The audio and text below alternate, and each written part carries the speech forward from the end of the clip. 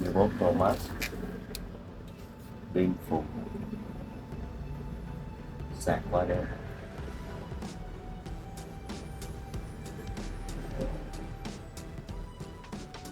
93%.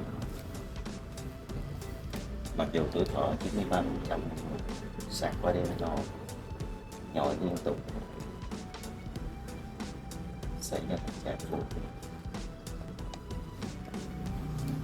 Phần lớn iPhone có cơ chế là tự ngắt khi mà pin đầy,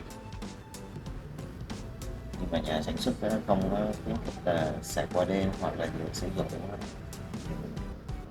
sạc pin.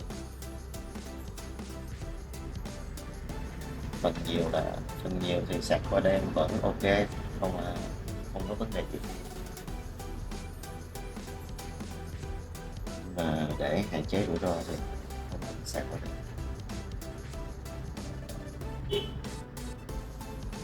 Ok,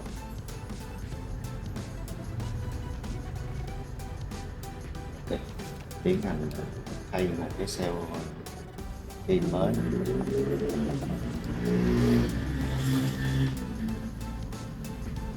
Và dựng lại cái cổ zin của máy để cho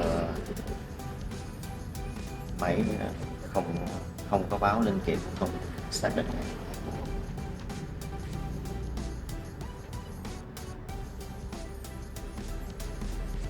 Sử dụng chỉ hàng tiếp, cái chì này nó chuyên để cho hàng cái cổ pin.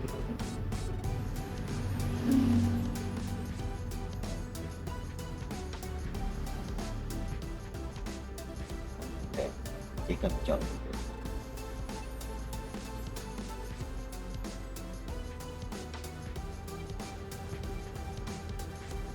đây sẽ kéo.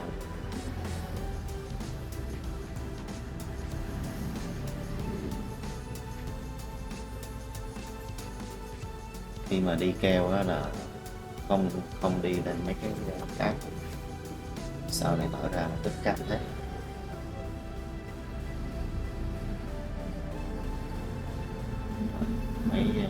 Máy vẫn nhận.